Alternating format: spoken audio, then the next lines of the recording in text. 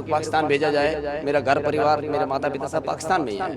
क्यों पूरा परिवार मेरा पाकिस्तान में इधर, ठीक है, यात्रा वीज़े में आ गए थे। तो हमारी यही दोनों सरकारों से मांग है कि रिक्वेस्ट करके हम कह रहे हैं कि हमें जल्दी से जल्दी पाकिस्तान भेजा जाए। क्यों हमारा छोटे छोटे बच्चे हैं, परिवार है।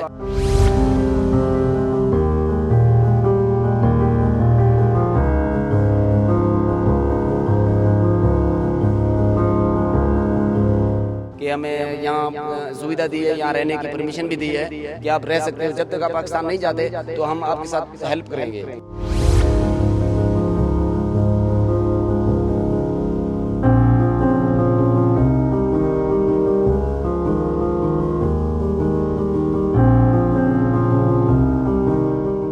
फिर मेहनत मजदूरी जो मिल गई, कहीं पत्थर उठा लिए तो कहीं कोई छूट की मजदूरी मिल गई, कहीं दिहाड़ी कर ली। तो इसी तरीके से कभी मिल गई, कभी ना मिली, तो टाइम पास जैसे हुआ, जैसे किया, गुजारा।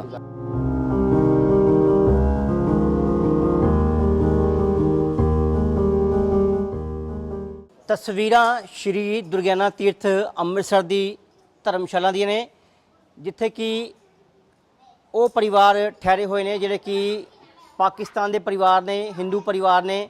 ਲੋਕਡਾਊਨ ਲੱਗਣ ਤੋਂ ਬਾਅਦ ਲਗਾਤਾਰ ਇਹ ਭਾਰਤ ਵਿੱਚ ਹੀ ਰਹਿ ਰਹੇ ਨੇ। ਤਾਂ ਪਿਛਲੇ ਹਫਤੇ ਇਹ ਇੱਥੇ ਅੰਮ੍ਰਿਤਸਰ 'ਚ ਪਹੁੰਚੇ ਨੇ ਔਰ ਸਰਕਾਰ ਨਾਲ ਵੀ ਰਾਬਤਾ ਕਾਇਮ ਕਰ ਰਹੇ ਨੇ ਲਗਾਤਾਰ, ਪਾਕਿਸਤਾਨ ਸਰਕਾਰ ਨਾਲ ਵੀ, ਵੀ ਇਹਨਾਂ ਨੂੰ ਆਪਣੇ ਪਾਕਿਸਤਾਨ ਵਾਪਸ ਭੇਜਿਆ ਜਾਵੇ। ਗੱਲਬਾਤ ਵੀ ਕਰਾਂਗੇ। ਭਾਜੀ ਕੀ ਨਾਮ ਹੈ ਤੁਹਾਡਾ ਔਰ ਕਿਦੋਂ ਤੁਸੀਂ ਭਾਰਤ ਆਏ ਸੀਗੇ? जी वजीर जी। ਵਜ਼ੀਰ ਜੀ ਕਿਦੋਂ ਭਾਰਤ ਆਏ ਸੀਗੇ? सर मैं 2019 में आया था।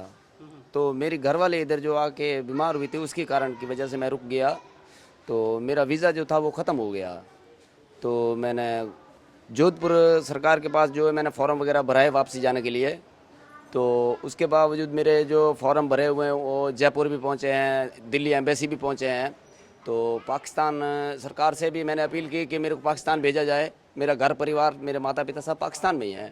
क्यों पूरा परिवार मेरा पाकिस्तान में इधर, ठीक है, यात्रा वीज़े में आ गए थे। तो हमारी यही दोनों सरकारों से मांग है कि रिक्वेस्ट करके हम कह रहे हैं कि हमें जल्दी से जल्दी पाकिस्तान भेजा जाए। क्यों हमारा छोटे छोटे बच्चे हैं, परिवार है। तो बाकी जो हमारे माता पिता भाई सब वो पाकिस्तान में ही हैं। लेकिन जो ये हमारे अभी ये बंदे रुके हुए हैं, हम 51 बंदों का ये इधर जत्था रुका हुआ है। लेकिन इंडियन सरकार से भी हम ये रिक्वेस्ट और अपील कर रहे हैं और पाकिस्तान सरकार से ये अपील कर रहे हैं कि जल्दी से जल्दी पाकिस्तान सरकार हमें ले ले और इंडियन सरकार हमें भेज दे। यहाँ जब डीसी साहब से हमने रब्ता किया, यहाँ पे डीसी साहब के ऑफिस गए तो डीसी साहब ने हमें बोला कि हम आपके लिए कोशिश कर रहे हैं। फिर डीसी साहब ने, हम 10 परिवार हैं, उनको अलग अलग कमरा दिया यहाँ रहने के लिए। तो उसके बावजूद खाने वगैरह की सबकी व्यवस्था डीसी साहब कर रहे हैं। हम शुक्रिया और धन्यवाद करते हैं डीसी साहब का कि हमें यहाँ सुविधा दी है, यहाँ रहने की परमिशन भी दी है कि आप रह सकते हो। जब तक आप पाकिस्तान नहीं जाते तो हम आपके साथ हेल्प करेंगे। ਅੱਛਾ 2 ਸਾਲ ਹੋ ਗਏ ਕਰੀਬ ਤੁਹਾਨੂੰ ਭਾਰਤ ਵਿੱਚ। ਤੇ ਗੁਜ਼ਾਰਾ ਕਿਸ ਤਰ੍ਹਾਂ ਕੀਤਾ ਤੁਸੀਂ ਆਪਣਾ? ਕਿਉਂਕਿ ਰੋਜ਼ਮर्रा ਦੀ ਗੁਜ਼ਾਰੇ ਵਾਸਤੇ ਪੈਸਾ भी चाहिए। बस पैसा तो सर हमारे पास जो था वो ख़त्म हो गया ना। तो उसकी वजह फिर मेहनत मजदूरी जो मिल गई, कहीं पत्थर उठा लिए तो कहीं कोई छूट की मजदूरी मिल गई, कहीं दिहाड़ी कर ली। तो इसी तरीके से कभी मिल गई, कभी ना मिली, तो टाइम पास जैसे हुआ, जैसे किया, गुजारा। अब लॉकडाउन की वजह से हालत तो पूरी दुनिया की ख़राब हो गई। तो हम तो एक दूसरे देश से, दूसरी कंट्री से आए हुए हैं।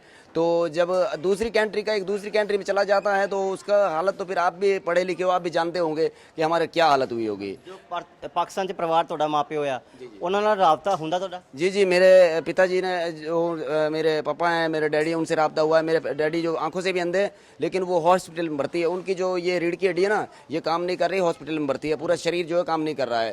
वो रिपोर्टें वगैरह मैंने सब दी है गवर्नमेंट को कि मेरे को जल्दी से जल्दी भेजा जाए। मैं अपील कर रहा हूँ, रिक्वेस्ट कर रहा हूँ कि क्योंकि जो भी यहाँ फंसा हुआ है वो मजबूरी के कारण से फंसा हुआ है। कुछ शौक से नहीं आता है, ठीक है, आ भी गए हैं हरिद्वार के वीज़े के लिए, लेकिन मजबूरी से फंस गए। लॉकडाउन लग गया, एक ट्रेनें बंद हो गई, वीज़ा एक्सपायर हो गया। तो हमारी दोनों सरकारों से यही मांग है, यही अपील और यही रिक्वेस्ट है कि हमें जल्दी से जल्दी भेजा जाए। ਵੀਜ਼ਾ ਐਕਸਟੈਂਡ ਕਰਾਉਣ ਵਾਸਤੇ ਤੁਸੀਂ ਅਟਾਰੀ ਗਏ ਸੀਗੇ ਕਿਤੇ ਗੱਲ? जी सर, मैंने कोशिश की, फॉर्म वगैरह भराए हुए हैं। मेरे पास फॉर्म जो भरवाए हैं उनकी फ़ोटो कापियाँ पड़ी है। तो ये जितने भी आए हैं इन सब ने फॉर्म लगाए हैं वापस जाने के लिए। लेकिन मेरा जो जोधपुर सरकार के पास लेटर भी आया हुआ है, जोधपुर सरकार के पास लेटर भी आया। मैं ये सीडी ऑफिस भी गया था, फारा के ऑफिस। तो उसके बावजूद मैं सूरसागर थाना के पास भी गया कि मेरे को एग्जैक्ट परमिशन दे दो। तो उसके बावजूद मैं पाकिस्तान एम्बेसी के पास भी गया। मैं 2 दिन बच्चों को लेकर बैठा भी रहा हूँ वहाँ पे कि आप कृपा कीजिए, मेरे को जो है ना, आप मेरी हेल्प कीजिए और मेरे को एग्जैक्ट परमिशन दे दो, मेरे को पाकिस्तान जाना है। तो तो उन्होंने बोला कि ठीक है आपका ऑर्डर आ जाएगा तो हम आपको भेज देंगे, लेकिन अब अभी तक ਤੁਸੀਂ ਕੀ ਕਰਦੇ ਹੋ ਉੱਥੇ, ਕੀ ਕਰਦੇ ਹੋ? उधर हम मेहनत मजदूरी करते हैं। जी जी मेहनत मजदूरी करते ਪਤਾ ਲੱਗਾ ਤੁਹਾਡੇ ਇੱਥੇ ਬੱਚਾ ਵੀ ਹੋਇਆ ਇੱਥੇ ਹੀ हैं। जी जी ਇੰਡੀਆ मेरा ਵਿੱਚ। बेटा हुआ है, वो पाकिस्तान वालों ने जो है ना मेरा जो बेटा हुआ उनका पासपोर्ट बना के दिया है मेरे को, पासपोर्ट बना दिया। वो बोल रहे थे कि वजीर जब ऑर्डर आएगा तुमको भेज देंगे, लेकिन वो अभी तक जो है मेरे तकरीबन यहाँ रुके हुए मेरे को 2 से 1.5 साल हो गया। तो मेरे को इतनी दिक्कत हुई है, तो अब मैं जो सरकार से यही मांग कर रहा हूँ कि हमें जल्दी से जल्दी भेजा जाए। ਅੰਮ੍ਰਿਤਸਰ ਆਇਆ ਕਿੰਨੇ ਦਿਨ ਹੋ ਗਏ? ਉੱਥੇ ਉੱਥੇ ਕੋਈ ਦਿੱਕਤ ਹੋਈ ਰਹਿਣ ਪੀਣ ਖਾਣ ਪੀਣ ਦੀ, ਕੋਈ ਰਹਿਣ ਦੀ ਦਿੱਕਤ ਹੈ? ये जब से हम अमृतसर में आए हमें कोई दिक्कत नहीं है।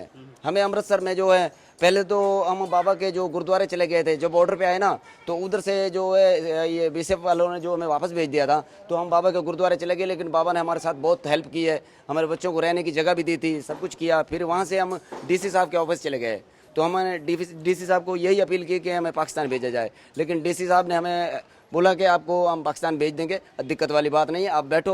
तो हम 10 परिवार हैं, हमें 10 कमरे भी दिए हैं, खाना भी दे रहे हैं, हमारे साथ हेल्प हो रही है। वो बोल रहा है जो हमारे से हेल्प होगी मैं आप करेंगे। ਬਿਲਕੁਲ ਜੀ, ਜ਼ਿਲ੍ਹਾ ਪ੍ਰਸ਼ਾਸਨ ਇਹਨਾਂ ਦੀ ਪੂਰੀ ਮਦਦ ਕਰ ਰਿਹਾ ਹੈ। ਇਸ ਜੱਥੇ ਵਿੱਚ ਹੋਰ ਵੀ ਜਿਹੜੇ ਪਰਿਵਾਰ ਨੇ ਉਹਨਾਂ ਨਾਲ ਵੀ ਗੱਲਬਾਤ ਕਰਾਂਗੇ। ਕੀ ਨਾਮ ਤੁਹਾਡਾ ਭਾਜੀ? प्रभु जी।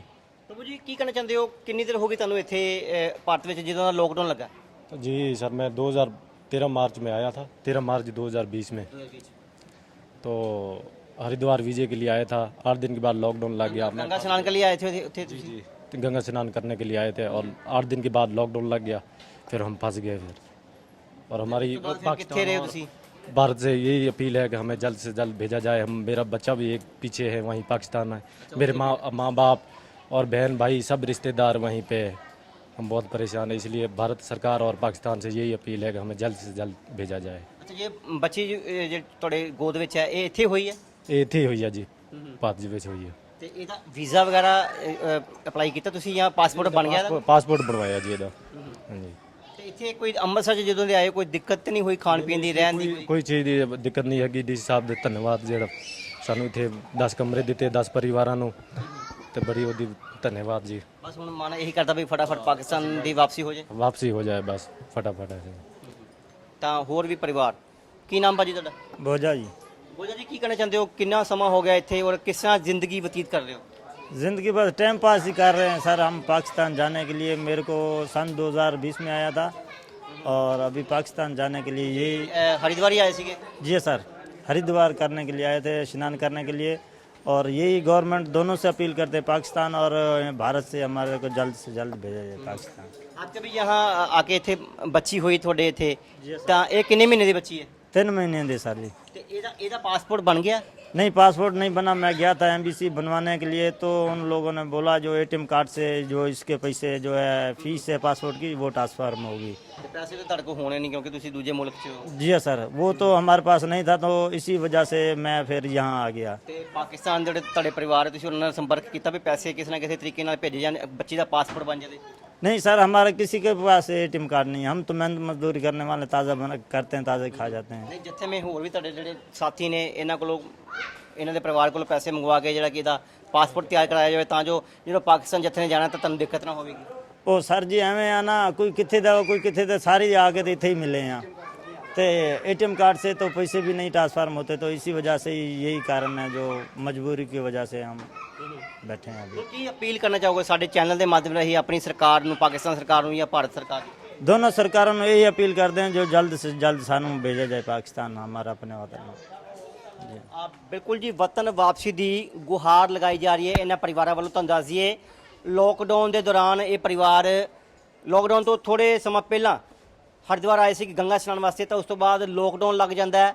ਤਾਂ ਇਹ ਪਰਿਵਾਰ ਜਿਹੜੇ ਨੇ 10 ਪਰਿਵਾਰ ਨੇ, 51 ਮੈਂਬਰ ਨੇ, ਜਿਨ੍ਹਾਂ ਵਿੱਚੋਂ ਬੱਚੇ ਵੀ ਨੇ, ਇੱਥੇ ਹੀ ਫਸ ਕੇ ਰਹਿ ਗਏ ਸੀ। ਤਾਂ ਹੁਣ ਕੁਝ ਸਮੇਂ ਬਾਅਦ ਇਹ ਅੰਮ੍ਰਿਤਸਰ ਪਹੁੰਚੇ ਨੇ, ਸ਼੍ਰੀ ਦੁਰਗਿਆਨਾ ਤੀਰਥ ਦੇ ਧਰਮਸ਼ਾਲਾ ਵਿੱਚ ਠਹਿਰੇ ਹੋਏ ਨੇ। ਜ਼ਿਲ੍ਹਾ ਪ੍ਰਸ਼ਾਸਨ ਵੱਲੋਂ ਇਹਨਾਂ ਦੇ ਰਹਿਣ ਖਾਣ ਪੀਣ ਦਾ ਵੀ ਪੂਰਾ ਇੰਤਜ਼ਾਮ ਕੀਤਾ ਗਿਆ, ਪਰ ਕਾਫੀ ਲੰਬਾ ਸਮਾਂ ਹੋ ਗਿਆ ਇਹਨਾਂ ਨੂੰ ਇੱਥੇ ਭਾਰਤ ਵਿੱਚ, ਔਰ ਇਹ ਗੁਹਾਰ ਲਗਾ ਰਹੇ ਨੇ ਭਾਰਤ ਅਤੇ ਪਾਕਿਸਤਾਨ ਦੀ ਸਰਕਾਰ ਨੂੰ ਵੀ ਉਹਨਾਂ ਦੀ ਜਿਹੜੀ ਸਵਦੇਸ਼ ਵਾਪਸੀ ਹੈ ਜਿਹੜੀ ਉਹ ਛੇਤੀ ਤੋਂ ਛੇਤੀ ਯਕੀਨੀ ਬਣਾਈ ਜਾ ਸਕੇ। ਪਰ ਦੂਜੇ ਪਾਸੇ ਇੱਕ ਇੱਥੇ ਬੱਚੀ ਨੇ ਵੀ ਜਨਮ ਲਿਆ ਵਾ, ਪਰ ਉਸ ਦਾ ਇਸ਼ੂ ਆ ਰਿਹਾ ਵੀ ਇਸ ਦਾ ਪਾਸਪੋਰਟ ਜਿਹੜਾ ਉਹ ਨਹੀਂ ਬਣ ਰਿਹਾ, ਔਰ ਇਹ ਵੀ ਗੁਹਾਰ ਲਗਾਈ ਜਾ ਰਹੀ ਵੀ ਇਸ ਦਾ ਪਾਸਪੋਰਟ ਜਿਹੜਾ ਬੱਚੀ ਦਾ ਛੇਤੀ ਤੋਂ ਛੇਤੀ ਬਣਵਾਇਆ ਜਾਵੇ ਔਰ ਇਹਨਾਂ ਦੇ ਵੀਜ਼ੇ ਜਿਹੜੇ ਨੇ ਉਹ ਲਗਵਾਏ ਜਾਣ ਤਾਂ ਜੋ ਇਹ ਆਪਣੇ ਵਤਨ ਵਾਪਸ ਪਰਤ ਸਕਣ। ਕੈਮਰਾ ਪਰਸਨ ਮੁਕੇਸ਼ ਬਾਵਾ ਨਾਲ ਸਿਕੰਦਰ ਪਸਰੀਚਾ, दैनिक सवेरा टीवी, ਅੰਮ੍ਰਿਤਸਰ। ਅਲੀਸ਼ਾ ਬੇਗਮ, ਇੱਕ ਔਰਤ ਦਾ ਦੁੱਖ ਇੱਕ ਔਰਤ ਹੀ ਸਮਝ ਸਕਦੀ ਹੈ। ਰੂਹਾਨੀ ਅਤੇ ਕਾਲੀ ਸ਼ਕਤੀਆਂ ਦੀ ਮਾਲਕਨ, ਦੁਨੀਆ ਦਾ ਸਭ ਤੋਂ ਚਮਤਕਾਰੀ ਇਲਮ ਮੇਰੇ ਕੋਲ ਹੈ। ਮੇਰੇ ਕੀਤੇ ਨੂੰ ਕੋਈ ਕੱਟ ਨਹੀਂ ਸਕਦਾ। ਕਾਲਾ ਇਲਮ ਕਰਨਾ ਅਤੇ ਤੋੜਨਾ ਹਰ ਇੱਕ ਦੇ ਵੱਸ ਦੀ ਗੱਲ ਨਹੀਂ। ਪਰੇਸ਼ਾਨੀ ਜਿਵੇਂ ਲਵ ਮੈਰਿਜ, ਪਤੀ ਪਤਨੀ 'ਚ ਝਗੜਾ, ਸੌਤਨ ਦੁਸ਼ਮਣ ਤੋਂ ਛੁਟਕਾਰਾ, ਤਲਾਕ ਕੇਸ, ਬੁਰੇ ਸੁਪਨੇ, ਵਿਦੇਸ਼ ਯਾਤਰਾ, ਬੁਰੀ ਸੰਗਤ ਜਾਂ ਨਸ਼ਾ ਛੁਡਾਉਣਾ, ਬਿਮਾਰੀ 'ਚ ਦਵਾ ਨਾ ਲੱਗਣਾ। ਵਸ਼ੀਕਰਨ ਇੱਕ ਸੱਚਾਈ ਹੈ। ਵਸ਼ੀਕਰਨ ਕਰਵਾਓ, ਮਨ ਚਾਹਾ ਪਿਆਰ ਪਾਓ। ਕੀ ਤੁਹਾਡੀ ਕਿਸਮਤ 'ਚ ਲੋਟਰੀ ਦਾ ਯੋਗ ਹੈ ਜਾਂ ਨਹੀਂ? ਸੱਚਾਈ ਜਾਣੋ। ਲੋਟਰੀ ਨੰਬਰ ਪਾਓ, ਭਾਵੇਂ 649 ਹੋਵੇ ਜਾਂ ਲੋਟੋ ਮੈਕਸ। 11 ਘੰਟੇ 'ਚ ਕਰਵਾਓ ਹਰ ਪਰੇਸ਼ਾਨੀ ਦਾ ਹੱਲ ਘਰ ਬੈਠੇ। ਅਸ਼ਟਾਮ ਪੇਪਰ ਤੇ ਲਿਖ ਕੇ ਲਵੋ ਕੰਮ ਦੀ ਗਾਰੰਟੀ। ਜਾਂ ਕਹਿਣੇ ਤੋਂ ਬਾਹਰ तुरंत संपर्क करो। ਤੁਹਾਡੀ ਹਰ ਗੱਲ ਗੁਪਤ ਰੱਖੀ ਜਾਵੇਗੀ। ਅਲੀਸ਼ਾ ਬੇਗਮ।